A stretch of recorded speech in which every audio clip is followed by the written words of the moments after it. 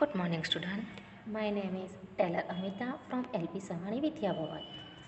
આજે આપણે શીખવા જઈ રહ્યા છીએ ગુલાલનું કાવ્ય 11, કાવ્ય 11 ચોકમાં દાણા નાખ્યા છે. આ કાવ્યમાં કવિ ઘણા બધા પક્ષીઓને દાણા ચણવા માટે બોલાવે છે. ચણવાનો મિનિંગ થાય છે ખાવું. જ્યારે પક્ષીઓ દાણા આપણે નાખીએ અને એ જે ખાતા હોય છે તો એ જે ખાય છે એને ચણવાનું કહેવામાં આવે છે. એટલે પક્ષીઓ દાણા ચણે છે એમ આપણે કહી શકીએ છીએ.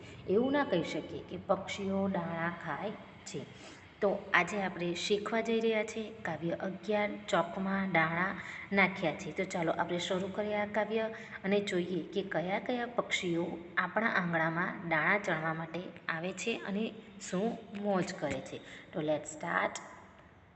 કાવ્ય 11 ચોકમાં દાણા નાખ. Next page. First line. આવો પારેવા આવો ને ચકલા ચોકમાં દાણા નાખ્યા છે. પારેવા એટલે પીઝન અને ચકલા એટલે સ્પેરો.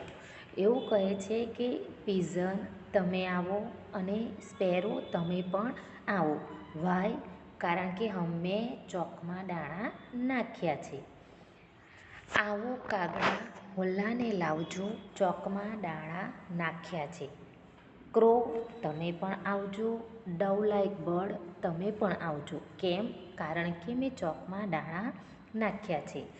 કવિ પીઝનને બોલાવે છે, સ્પેરોને બોલાવે છે, ક્રોને બોલાવે છે, ડવ લાઈક બર્ડને બોલાવે છે કારણ કે એમને એમના કમ્પાઉન્ડમાં ખાવા માટે દાણા નાખ્યા છે. આવો મોરલા ઢેલને લાવજો ચોકમાં દાણા નાખ્યા છે. મોર? તમે પણ આવજો અને સાથે ઢેલને આવજો. એટલે પીકોકને પણ કહે છે પીકોક તમે આવજો જ પણ સાથે તમારી સાથે પીહેનને પણ લઈ આવજો કારણ કે મેં ચોકમાં દાણા નાખ્યા છે. સી પીક બતાવું છું, જુઓ. આ છે પારેવું અને આ છે સ્પેરો. એટલે પારેવાને એવું કહે છે કે તમે સ્પેરોને લઈને આવજો. આ પારેવું છે અને એને એવું કહે છે કે તમે સ્પેરોને લઈને આવજો કારણ કે મેં ચોકમાં દાણા નાખ્યા છે. સોરી. નેક્સ્ટ. સી. આ છે ડવ લાઈક બર્ડ જેને આપણે હોલ્લો કહીએ છીએ. કવિએ આ જે બર્ડ છે તેને પણ ચોકમાં દાણા નાખ્યા છે તે ખાવા માટે બોલાવે છે. એટલે એવું કહે છે કે આવો કાકડાભાઈ હોલાને લાવજો કારણ કે મેં ચોકમાં દાણા નાખ્યા છે. નેક્સ્ટ. આ છે મોર. એવું કહે છે કે આવો મોરલા ઢેલને લાવજો. તો આ પીકોક છે અને આ છે પીહેન. એટલે પીકોક પીહેનની સાથે દાણા ચણવા માટે આવે છે. જુઓ, ચોકમાં દાણા નાખ્યા છે તો તમને અહીંયા દાણા દેખાય છે. કવિએ ઘણા બધા દાણા નાખ્યા છે જે આપણે આગળ ભણતા જ આગળ હું તમને સમજાવતી જઈશ અને તેમ તેમ એ અનાજ પણ આવતા જશે. તો કવિએ ચોકમાં દાણા નાખ્યા છે. સ્પેરો આવી છે, હોલ્લો આવ્યો છે, કબૂતર આવ્યું છે, કાગડો આવ્યો છે, ઘણા બધા પક્ષીઓ આવ્યા છે અને એ લોકો ચોકમાં દાણા ચણવા માટે આવ્યા છે. નેક્સ્ટ. આવો પોપટડા મેનાને લાવજો ચોકમાં દાણા નાખ્યા છે. પોપટ અને મેના તમને હું બતાવું છું. સી. આ છે પેરત અને આ છે મેના. એટલે પોપટને કહે છે કે મેના તમે પણ આવજો. કેમ? કારણ કે મેં ચોકમાં દાણા નાખ્યા છે અને એ તમારા માટે જ મેં નાખ્યા છે માટે તમે દાણા ચણવા માટે આવજો. એટલે ચકલા સાથે કબૂતર, કાગડા સાથે હોલ્લો, મોર સાથે ઢેલ એમ પોપટ સાથે મેનાને બોલાવે છે કારણ કે ચોકમાં દાણા નાખ્યા છે અને એના માટે બોલાવે છે. Next page.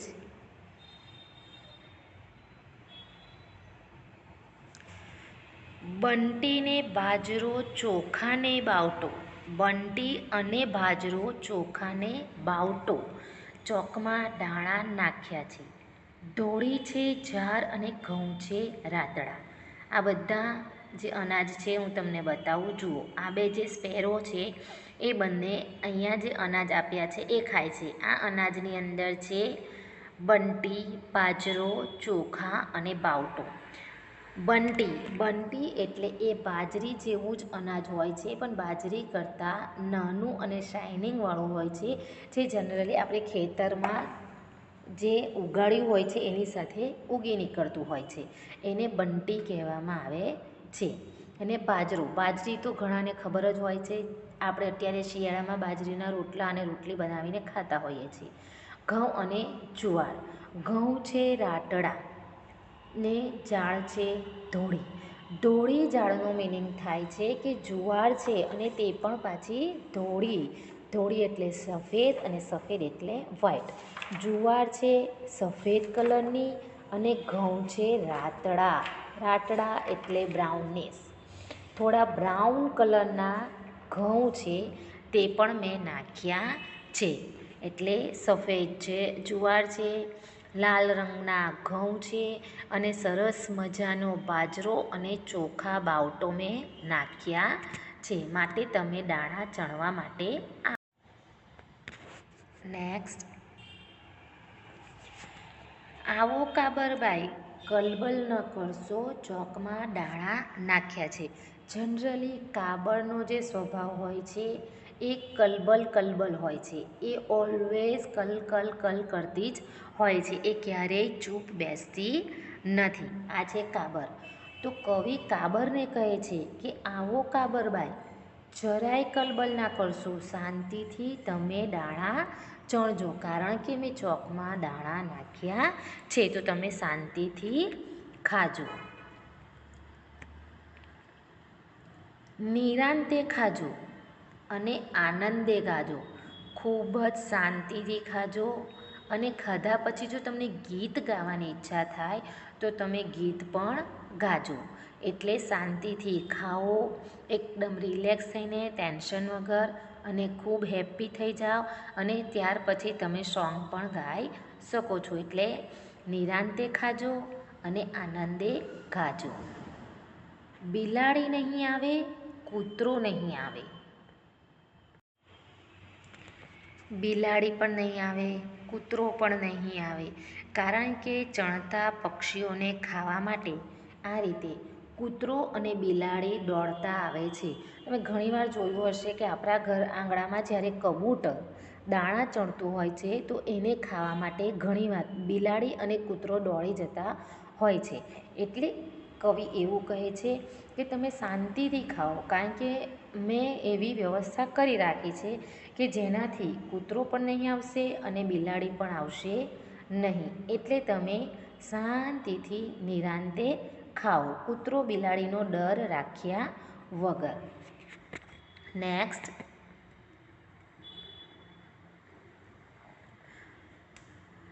ચક કરજો અને કટ કરજો ચોકમાં દાણા નાખ્યા છે. ચક કરજો.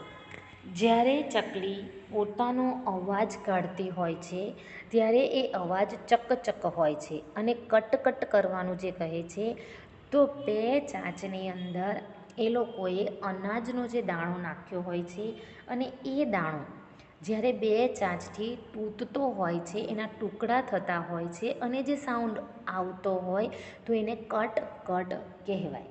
એટલે કવિ કહે છે કે તમે ચક કરજો અને કટ પણ કરજો, ચોકમાં દાણા નાખ્યા છે. બસ તમે ખાલી મેં ચોકમાં જે દાણા નાખ્યા છે એ દાણા ખાવા માટે આવો. જુઓ, આ કાબરબાઈ કલબલ કરવાની ના કહે છે. કવિ કૂતરો અને બિલાડી નહીં આવે તે કહે છે. અને આ રીતે એકદમ શાંતિથી રિલેક્સ થઈને દાણા ખાવાનું. તો હું રાગ સાથે હવે કવિતા ગાઉં છું. તમે ધ્યાનથી સાંભળજો, કારણ કે રાગ સાથે કવિતા ગાવાની જે મજા આવે છે અને મજા તો આવે જ છે, પણ સાથે સાથે લર્ન પણ બહુ જલ્દી થઈ જાય છે. તો હું સ્ટાર્ટ કરું છું આપણી આ પોયમ રાગ સાથે. આવો પારેવા આવો ને ચકલા, ચોકમાં દાણા નાખ્યા છે. આવો કાગડા હોલાને લાવજો, ચોકમાં દાણા નાખ્યા છે. આવો મોરલા તેલને લાવજો, ચોકમાં દાણા નાખ્યા છે. આવો પોપટડા મેનાને લાવજો, ચોકમાં દાણા નાખ્યા. આવો પોપટડા મેનાને લાવજો, ચોકમાં દાણા નાખ્યા છે. બંટીને બાજરો ચોખાને બાવટો, ચોકમાં દાણા નાખ્યા છે. ધોળી છે જારને ઘઉં છે રાટડા, ચોકમાં દાણા નાખ્યા છે. આવો કાબરબાઈ કલબલ ના કરશો, ચોકમાં દાણા નાખ્યા છે.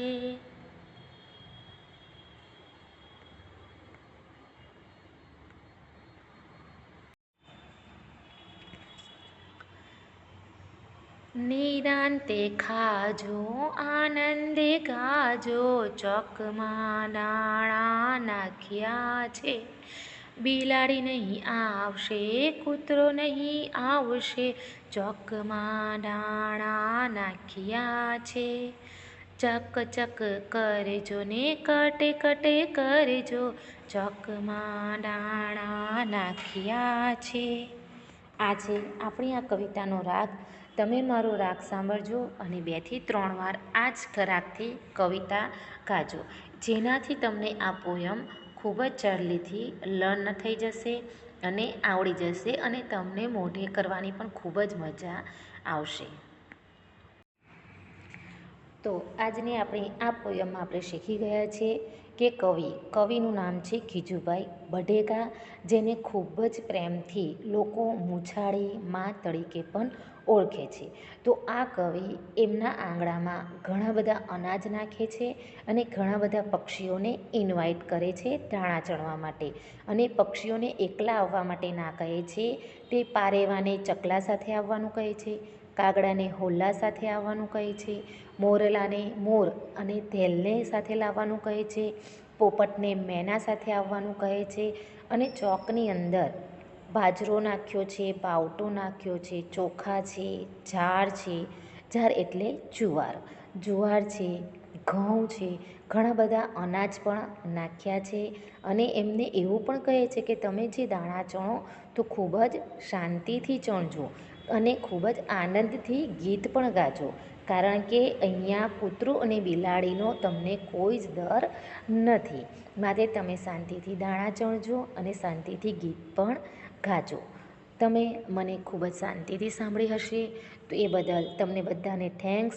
અને પ્લીઝ રાગ સાથે જો તમે આ પોયમ કરશો તો 100% તમને આ પોયમ આવડી જશે અને તમને ખૂબ જ મજા પડશે. Thank you.